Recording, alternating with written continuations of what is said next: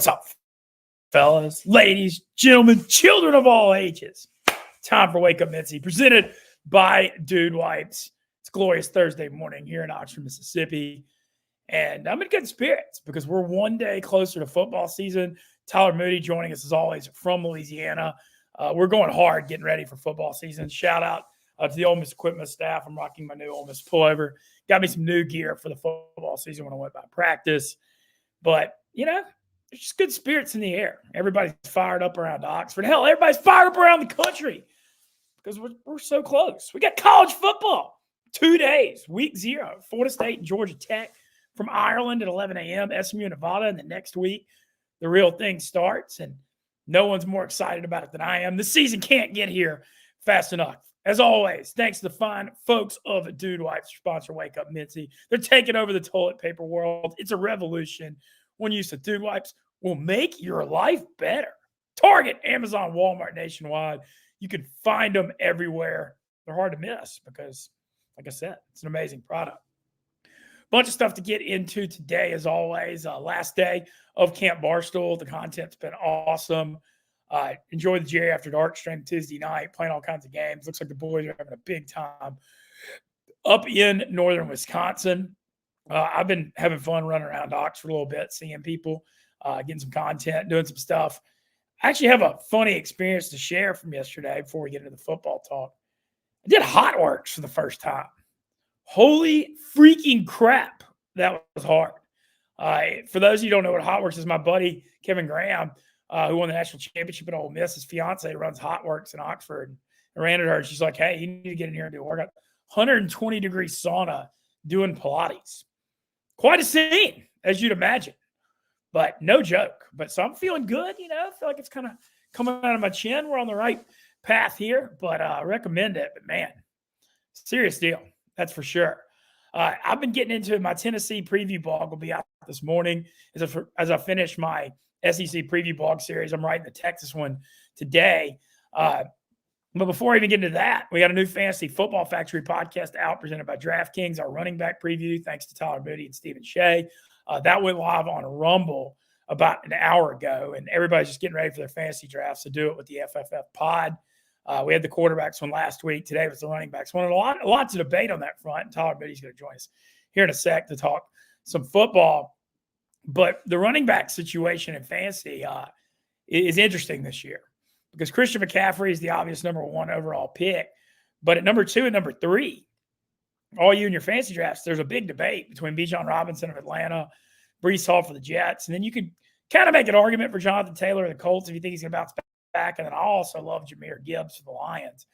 But it's not as obvious as it usually is. And we debate all that. We talk sleepers on the Fantasy Football Factory pod. And loving our DraftKings sponsorship. We're going to be coming out with those every Thursday morning. And we're going to be doing the weekly daily fantasy tournaments on DraftKings, where I believe 2 people become millionaires this fall. And I'm looking forward to getting into the DFS. Love DraftKings. We're DK partners and can't wait to do fantasy and bet football on there all season long. But I want to get into some SEC stuff. Like I said, I know that's hard to believe for everyone, but we kind of did heavy pro football yesterday. So looking around this SEC this year, I mean, week 1, we got some fascinating matchups. The 2 biggest ones are Miami and Florida. You know, Florida, Billy Napier's coming to this year on the hot seat. It's a smoking hot seat. After Florida had such a disappointing end to last year, going 5-7, they're a 2.5-point underdog to the Miami Hurricanes in the Swamp. And I actually have got a hot take. I think Florida's actually going to be kind of good this year. Everybody's saying Napier's going to get fired. Their defense has got to get better because it fell apart. But I like them at home in week 1 against Miami. They had Graham Mertz and a pretty good offense, actually.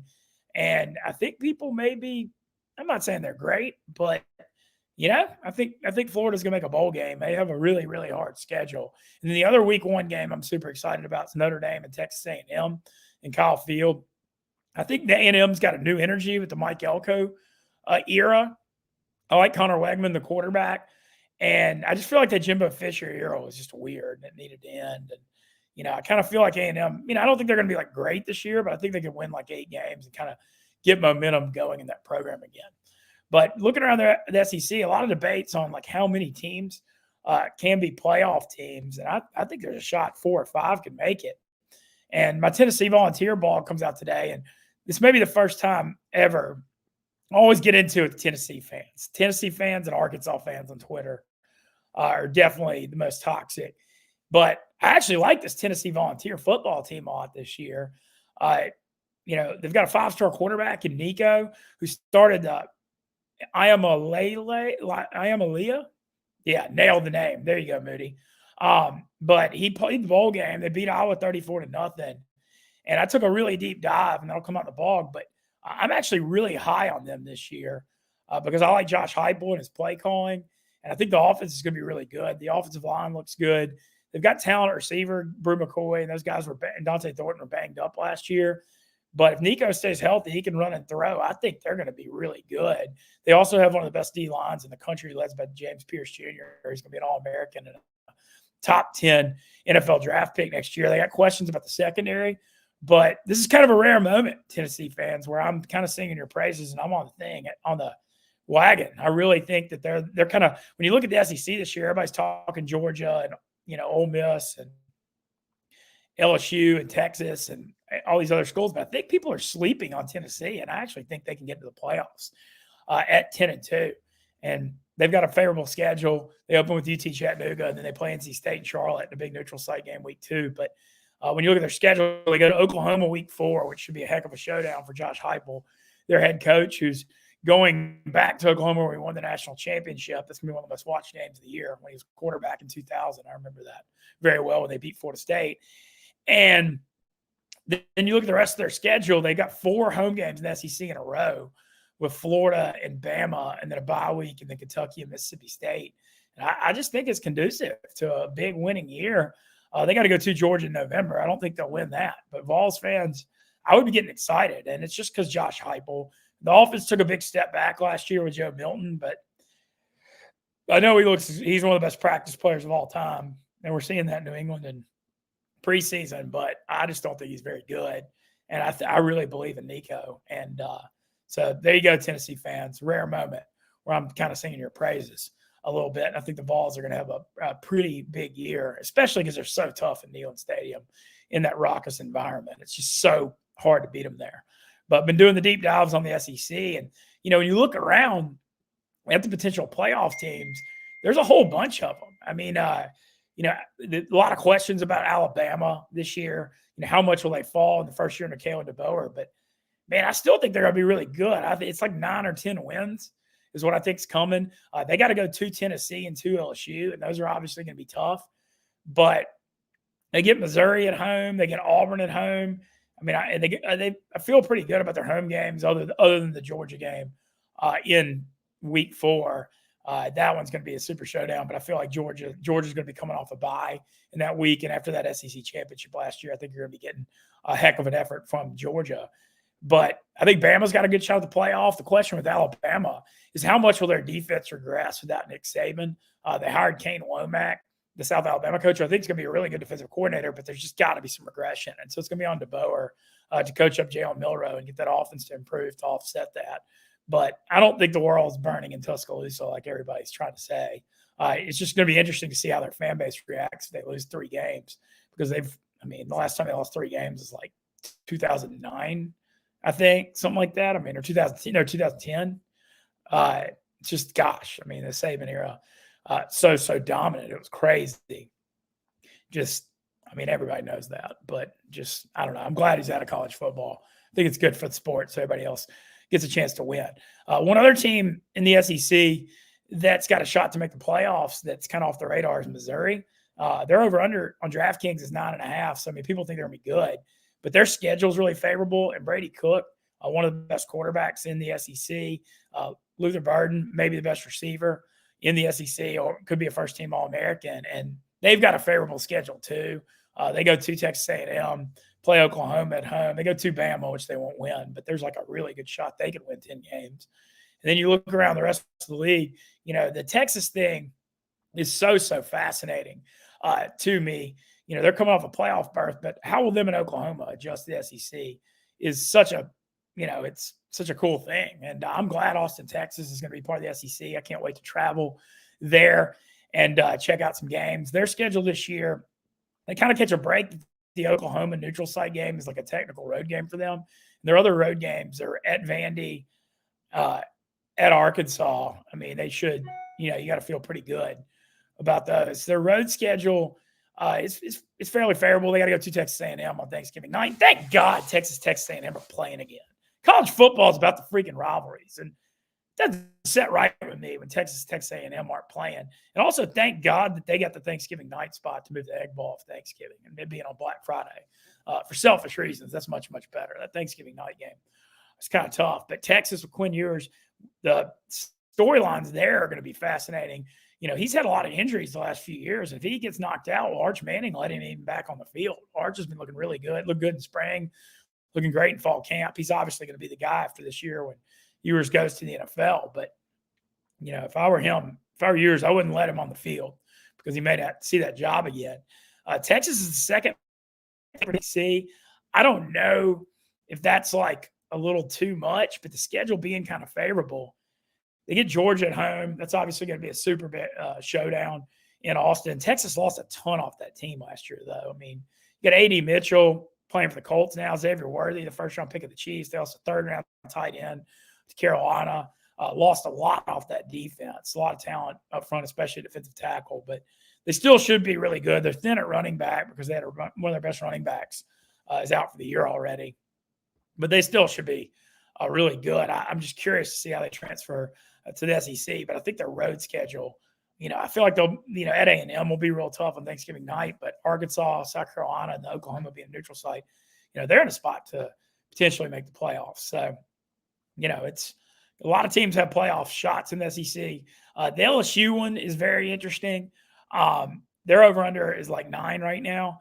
And what I want to see out of the LSU Tigers is what are we going to see week 1? They're playing USC in Vegas in a game that LSU's a 6.5-point favorite on DraftKings. Over-under is like 63.5. The over-under is like 7 or 8 points too low. USC's defense sucks. LSU's defense sucks. They both can score a crap ton of points. It's on a fast track in Vegas. This one's going to get super wild. But I'm kind of calling out Brian Kelly and LSU. Can they win a week 1 game again? They hadn't won a week 1 game since 2019 when they obviously won the national championship. They lost to Mississippi State at home, first game of the COVID year, lost out at UCLA in 2021, and they lost back-to-back games to Florida State the last 2 years, who obviously had a hell of a team. But I'm just curious, can they not dig themselves in an 0-1 hole with their schedule? Because it's kind of almost become a yearly tradition at this point. But LSU with Garrett Nussmeier at quarterback, he's not going to be Jaden Daniels, who won the Heisman, is going to tear up the NFL for the Commanders. But Nussmeier can really push the ball down the field. LSU's got one of the top offensive lines in the country, led by left tackle Will Campbell. Shout out Monroe, Louisiana. They've got – I know they lost 2 first-round receivers, but they still got a lot of talent there with Conor Lacey and Chris Hilton. Watch out for Caleb Jackson, who could be a breakout star in the SEC at running back. So I still feel the offense is going to be really good. Maybe it drops to top 10, top 15, but it's on the onus is how much can that defense improve after being 110th in the country last year. And I like that they revamped the coaching staff with Blake Baker. They hired him from Missouri, really good defensive coordinator. They got Bo Davis, defensive line coach, and Corey Raymond from Florida, a defensive back coach. But those guys don't play. And, it's weird to me. LSU struck out in the transfer portal. I mean, I love Harold Perkins, but they were kind of weak in the secondary and defensive line, which is crazy when you think about LSU. And so I'm curious to see, how many will they win this year. You look at their schedule's a little tougher. They get Ole Miss and Bama at home and Oklahoma, road games at Florida and at Texas A&M. So I'm kind of feeling like an 8-4, 9-3 season, but that LSU Ole Miss game on October 12th is going to be supercharged after last year's game when Ole Miss came back from a 49-40 deficit to win 55-49 in Oxford Saturday night to the Valley. Gosh, I just can't. Boys, I'm just in the spirit of this thing. I've been studying. Y'all can tell I've been doing heavy research, looking at DraftKings futures and getting ready for this year. And I'm just in the dang spirit, boy. You can feel it in the air. Football season's around the corner, and it can't get here soon enough. And now Tyler Moody going to join us here. And Moody, first of all, as always, thanks for joining us here. You're working double duty. Got the Fantasy Football Factory Podcast Running Backs Edition presented by DraftKings up this morning. Now you're on Wake Up Mintzy. Appreciate it. How are you? Yeah, no, doing well. Yeah, had to get some stuff up real quick. Had some clips from our boy Che talking about his breakout running back, so I wanted to make sure we got that up this morning. And I'm a little bit tired this morning. Stayed up way too late last night, and I'll tell you what I had. So I played Call of Duty Warzone, and I had one of the funniest moments that I've had in a long time last night. So when you kill somebody in Warzone, there's like 3 seconds where you can hear their mic, right? And they can say whatever they want to into the mic. Well, this dude, I killed this guy, and he gives me the semi-rudest death com I've ever heard. He goes, normally somebody will say something like really, really rude, but he's like, you know what? I hope you have just really bad dreams tonight. And I thought I thought it was just one of the funniest death comms I've ever had. So I don't know. That was on my mind this morning. I'm tired. Did you have bad dreams? I did not have bad dreams. I didn't have. I actually do not dream. I never have dreams. There's a reason for that, I believe. We don't necessarily have to get into that on here. There are certain things that if you partake in them, it can kill your dreams. And I happen to be one of those people that sometimes partakes, and I believe that it kills your dreams. Like I really never dream, or if I dream, I don't remember them. So his death I feel like you probably did not dream and work. don't remember them because I think all of us do and don't remember most of the time. I'll remember sometimes. Mm. I've been trying to like dream and positively manifest this Ole Miss playoff berth, especially being around. So right now, you just mentioned you've been obviously doing this deep dive. If you could only make one bet for this entire college football season, what would it be? You only get one right now. Looking at the futures, you get one bet for the entire college football season. So you want a futures bet or just a game bet? Whatever your most confident bet is for the season, you could let's imagine you could only place one bet for the entire college football season. What would your bet be? Well, I mean, it's a week one game, but I'm going down with this over in this LSU USC game in Vegas next week. 63.5. Child, please. It should be like 72. Those two offenses, the way they play defense, you see USC try to play defense last year? They didn't even like tackle and sprint. And then LSU's got, the 110th defense last year, and then they have one NFL player on there. That game in Vegas, that thing's going to be like 45-38. So I'm going down fighting with that one, Moody. Yeah, no, you've been all over that. And obviously you're an LSU fan, so you know them very well. And, I'm sure you're getting fired up for this upcoming Tiger season. I got some other ones, though. I'm waiting. I've seen some at the future prop odds. I like Garrett Nussmeier 11-1 to possibly lead the SEC in passing, if you can find it. Mm-hmm. I just think LSU is going to be playing all these shootouts, and he's going to chunk it. When you watch him play the last few years, he just pushes the ball like vertically down the field like crazy. I mean, and he'll turn the ball over, but they got a good offensive line. And I mean, I'm just thinking in my head, what if he throws for like 450 against USC? He's going to go from 11-1 to like 3-1. Yeah. So that's one I like. Some of the other futures I was looking at, I was glancing at SMU at 15-1 to win the ACC. I know that's a big step up in the American this year, but their schedule's super favorable. And I like that quarterback, Stone. And they got Florida State at home in late September, but if they somehow won that game, all their road games are super easy. I think that's stuff. I don't know if they can win the ACC championship, but I think they got a schedule to where if they upset Florida State, they might can make it. And hey, Moody, we get to see Florida State on Saturday, 11 a.m., Ireland. I wonder what that's like for the college football players going to Ireland. That's very odd. Yeah, I find that to be honestly one of the more weird things that I've heard lately, that teams are going to Ireland to play college football. I could understand maybe if it was the NFL, but college football, I find a little odd. Yeah. So this Florida State-Georgia Tech game on Saturday, there's some interesting analysis. It opened at Florida State 13.5, got bet down all the way to 10.5. Georgia Tech's kind of like a popular underdog. And I like Georgia Tech a little bit all summer just because the Ireland thing is weird. I kind of feel like that favors the underdog, like anything could happen. I feel like Georgia Tech's players will probably be less distracted. But then the problem is, Moody, I did some deep diving on it, and Georgia Tech's run defense allowed 220-something yards a game last year, 5.4 yards a carry. Florida State's got a good offensive line. That's not good. No. That's not good at all. So I think if you take Georgia Tech, you got to do it first half because I think they'll get blown off the ball in the second half. So if I do take them, I'm looking at +6.5 or +7 first half. I do like Haynes King from our neck of the woods over in Longview quarterback, was at A&M. Kind of transferred to Georgia Tech, revived his career last year. They won a bowl game, beat Central Florida, beat North Carolina. They were kind of like a feisty underdog, but I'm worried about the talent deficiencies on the field. Yeah, that Longview area, they turned out a lot of athletes, especially recently. There's been a few good quarterbacks that have come out of there, but definitely some hype in the Longview area. But I want to go back to one thing. So what I'm hearing, if you got one bet for the entire season, you're choosing LSU, an LSU bet over Ole Miss. That's what I'm gathering from this. I'm taking the over in a game. I'm not even betting on LSU. I just think that over-under is 9 points too low. Look, all right. When I analyze stuff, I'm not some world-class handicapper, but I'll tell you one thing I damn sure do well, and you know it because you've been doing it with me. I know how to analyze these lines. I'm like, we're going to bring back the Guess the Lines, which we used to do back in Shreveport, Bossier on every Tuesday morning on here. And I swear that the LSU or USC over under 7 points too low. I got an NFL one I want to give you too. Okay. NFL week 1. It might be my game of the year, which is crazy to say week 1. But this Saints Panthers over under situation in New Orleans. Moody, look me in the eye and tell me how the Saints and Panthers are going to score 41 points in this game. Are there going to be like 2 defensive touchdowns and a special teams touchdown? Because that's the only way. I think there's a chance that Bryce Young could throw 2 pick sixes, and then you get 2 touchdowns right there. But then the Saints still have to score more points. True.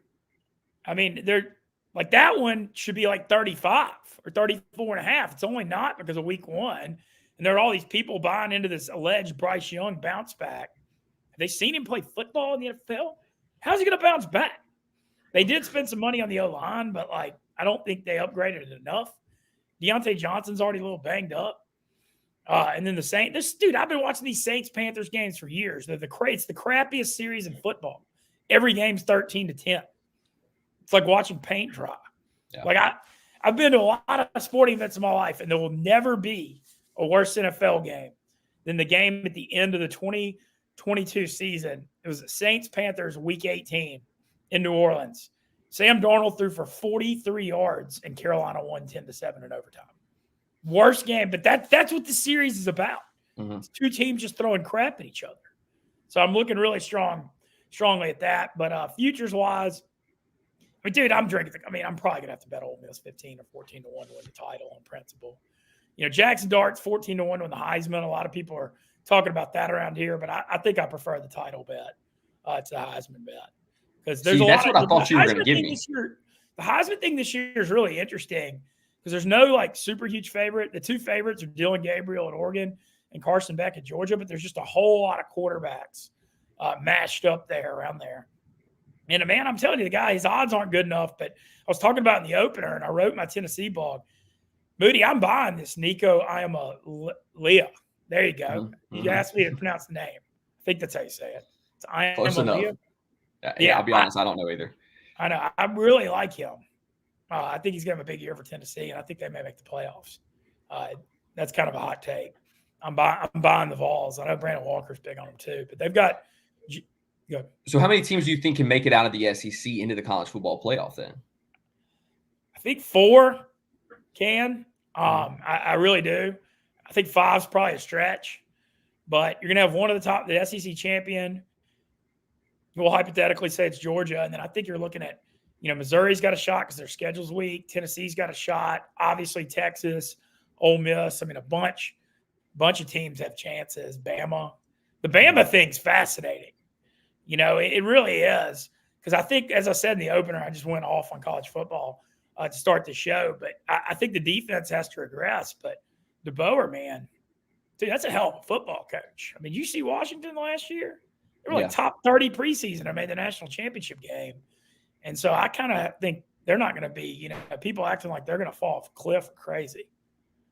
There's still a ton of talent on that roster, too. It's not like there was just a mass exodus. They definitely lost some guys, but this is still a very talented roster. He held it together. He held it together pretty good. They don't have the elite receiving core we're used to, but they've got a really veteran offensive line. Milroe can run. He can chunk deep balls. Defense will still be good. That's the only thing. It's I think defense will be top 15, top 20 good, but we're just so spoiled by the Saban era. But my hot take in the SEC, I think there's a really good chance that Nope, every team's going to lose games, and you might even have a year where like four teams are 10-2 because Georgia finally has a tougher road schedule with Texas, Ole Miss, and Bama on the road. You think Texas is going to slide right into the SEC, no issues, and Oklahoma will struggle a little more? Well, I think Oklahoma got screwed. I wrote that blog yesterday. Yeah. I got some heat from Sooner fans because I picked them to go 6-6. Look, I think Oklahoma won't even be that bad. Their schedule is murder. They got so much of a tougher schedule in Texas. So one thing about that Red River rivalry is they play every year in the Cotton Bowl in Dallas, neutral site. Well, this year it's an Oklahoma home game and a Texas road game. And that's a huge benefit for Texas. So they really only have 3 SEC road games and a neutral site game. Oklahoma has 4 SEC road games and a neutral site game against Texas. And so in Oklahoma's 4 road games are at Auburn, at Missouri, at LSU, and at Ole Miss. I mean, maybe they go 1-3. And then they also play Bama and Tennessee at home. I mean, it's murder. That's definitely murderers right there. So I think they're going to struggle. Look, they lost Jeff Levy to Mississippi State, great offensive coordinator. Jackson Arnold, 5-star quarterback, has a lot of upside, but I didn't like. He turned the ball over 4 times, and like when I look at him and Nico for Tennessee, for example, they're the 2 hyped up 5-star quarterbacks taking over. And I saw what Nico did in that bowl game against. And I say what you will about the Iowa Hawkeyes. We've said a lot. They play some freaking defense, and him looking good against that defense in the bowl game was super impressive to me. Whereas Jackson Arnold, 4 turnovers in the 38-24 loss to Arizona. I think he's got great arm talent.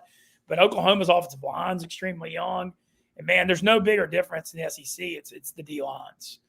They're the difference. Yeah. And I think that's going to be a problem. And then everybody's all hyping up this Oklahoma defense because they've got 6 starters back and most of their top guys are back. But they were in the 50s last year, and they allow a lot of big plays.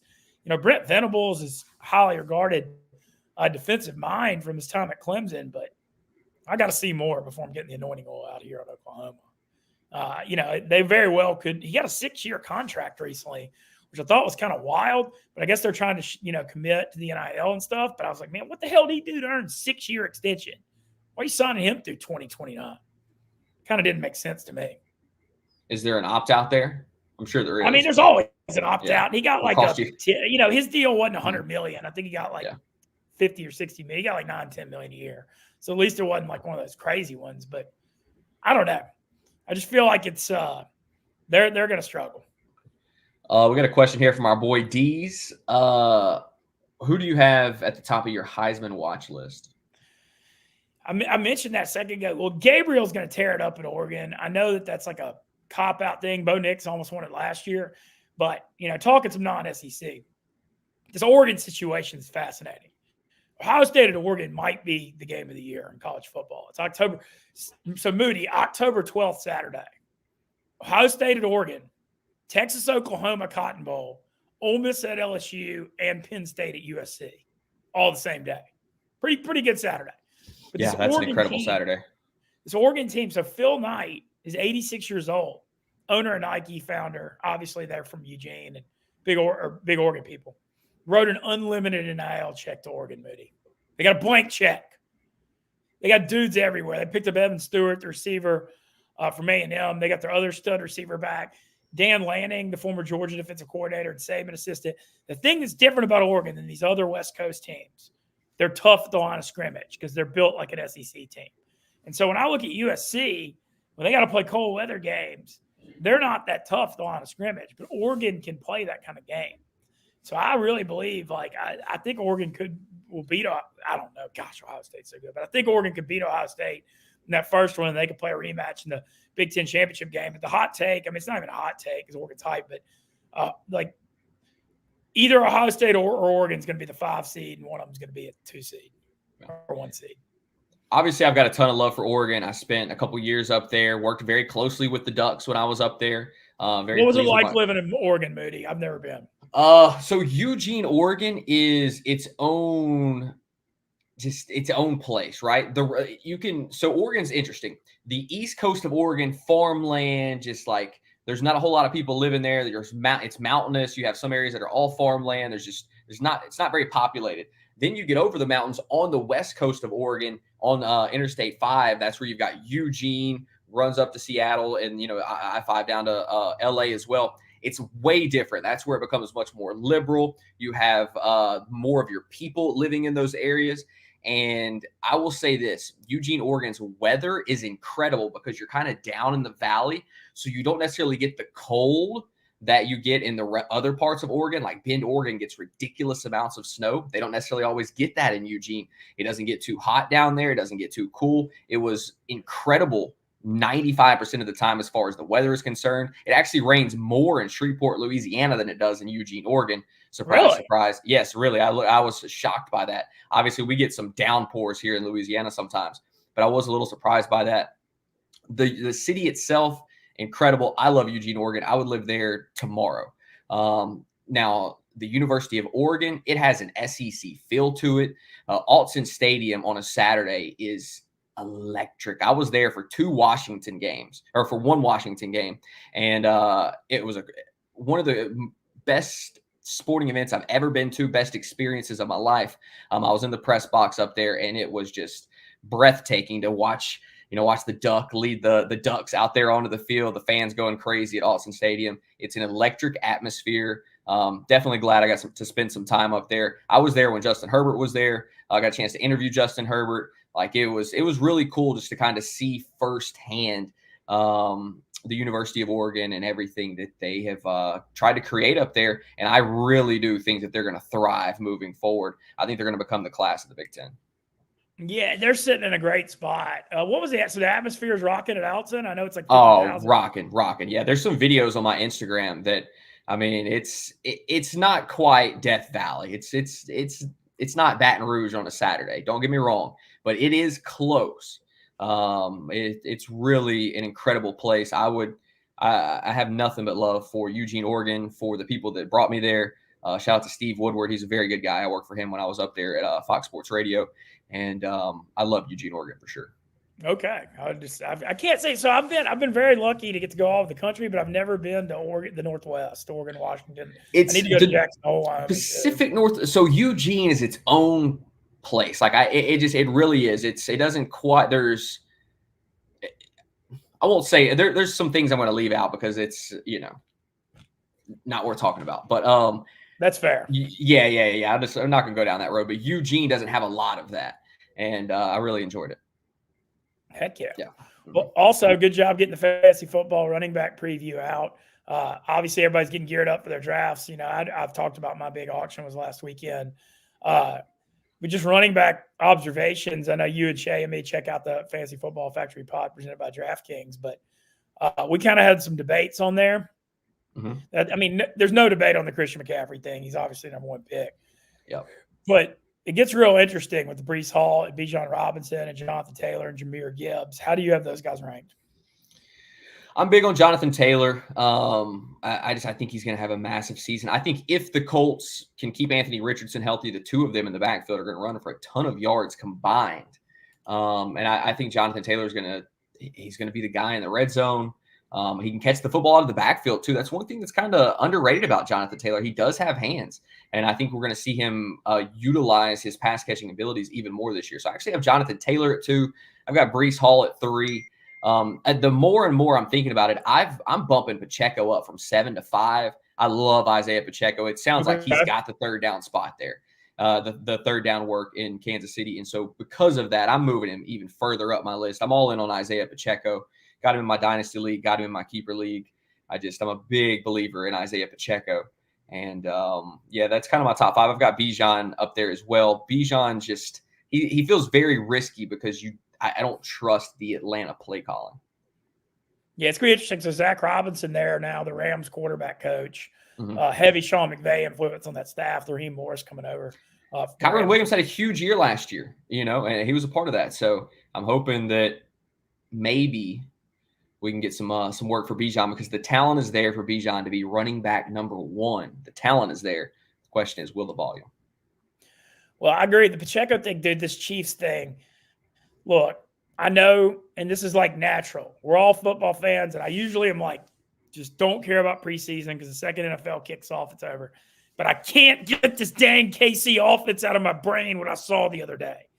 Because if they got Pacheco out there with Rashee Rice and Worthy. They got their speed and their playmaking back with Kelsey and tight end, and I think they're going to be really explosive again. And I'm pissed at myself that I didn't get Mahomes for $40 because I don't know. You just got the game-breaking speed again. And I agree with you on Pacheco. You watch him, he just pops off the screen. And if he's in there on third down and catching the ball, yeah, I can't really argue there. I'll tell you what I can't get out of my head the more I've been thinking about the NFL. That's the damn Denver Broncos and Sean Payton. The Bo Nix thing? Yeah, man, it's growing on me. I've been thinking about it. And I trust Sean Payton. I know last year sucked. I know there was the huge rift between him and Russell Wilson. But damn, it feels like Bo Nix really does fit what Sean wants to do. And by my account, Sean Payton's still one of the best damn coaches in the NFL, in my personal opinion. And I would not be surprised to see this Denver team be very competitive this season. I think Bo Nix, if he'll just get rid of the football on time, I think Cortland Sutton has a big year. I'm in on Javonte Williams. I mean, everything I'm reading, they said he looks good, and there's no one in that backfield to truly challenge him. So I'm moving Javonte Williams further up my board. I like Cortland Sutton, and I think the Denver Broncos, with Sean Payton leading the way and rookie quarterback Bo Nix, are going to be very, very competitive. Yeah, my thing on them is I think there's a new energy because the Russ thing's been hanging over them so much, and his contract's still hurting them. I mean, they're still paying him, and that's where a lot of their salary cap's going. But Bo Nix is on a rookie contract at least. But I just think getting Russ out of there because it was never going to work with him and Sean Payton. Sean Payton didn't like him, and now Sean Payton hand selects Nix, has his guy. When you look at Nix's skill set, it fits what Sean Payton likes to do with him kind of being like a point guard. Just gets the ball out quick. You're going to see a ton of short passes. You're going to see 7, 8 guys catch the ball.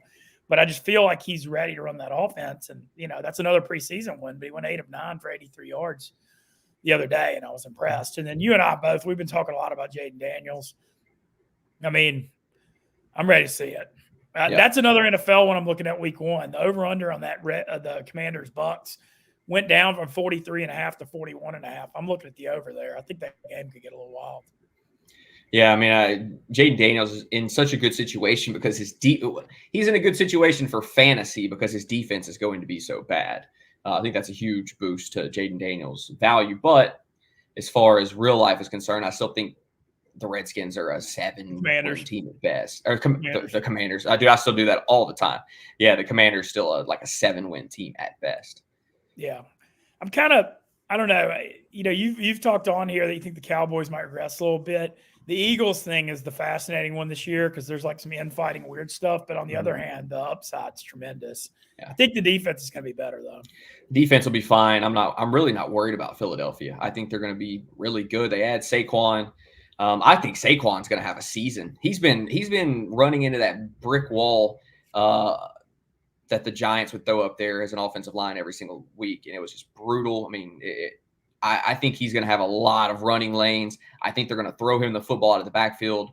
I think Saquon Barkley is going to have a really solid season. I think the Philadelphia Eagles are definitely a playoff team.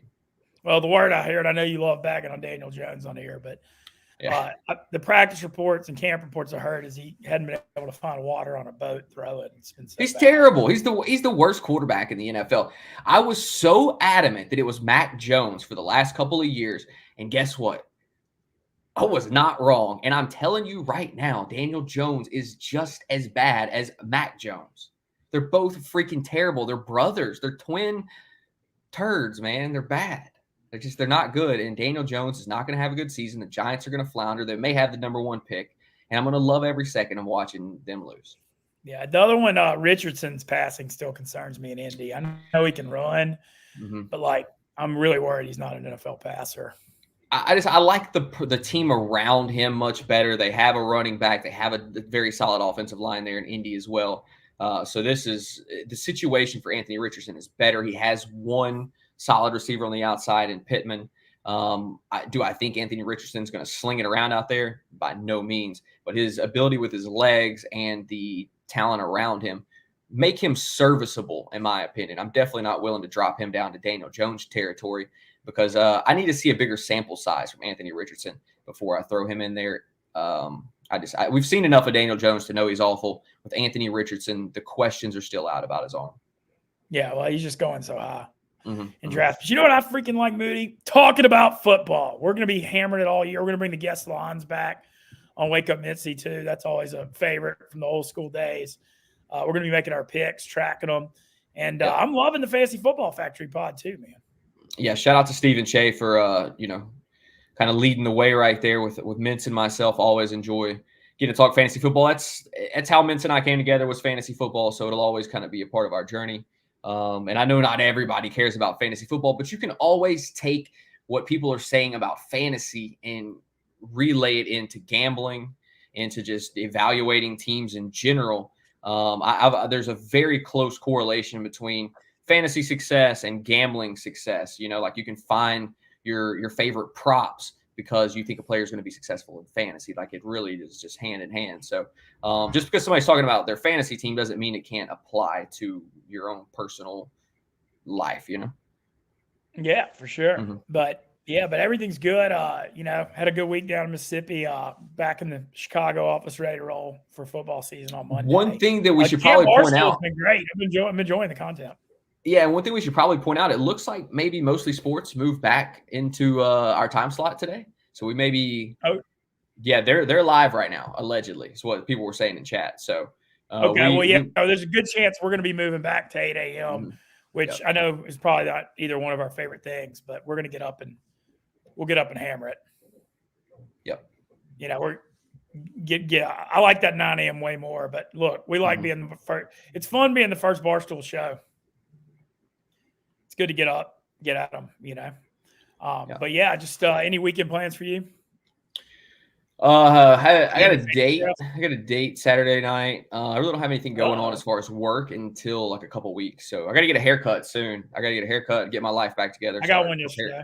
Start preparing myself for the upcoming college football season, and that's pretty much what I got going at the moment. Nothing special this weekend. I've been running around for the last few weeks, so I'm glad to relax this weekend.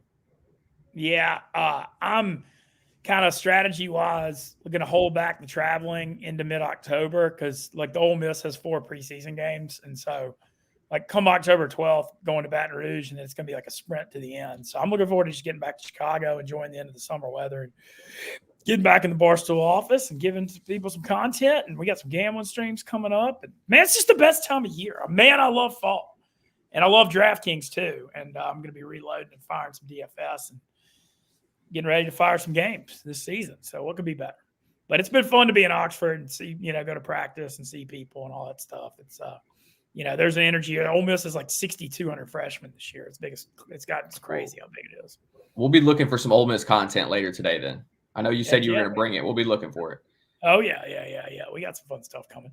All right. Well, let's get out of here. Thanks to Dude Wipes. Be back in the Chicago office next week. Moody, shout out. Thank you very much for everything. And all good things, man. Let's have us a hell of a weekend. And check out Camp Barstool final day tonight.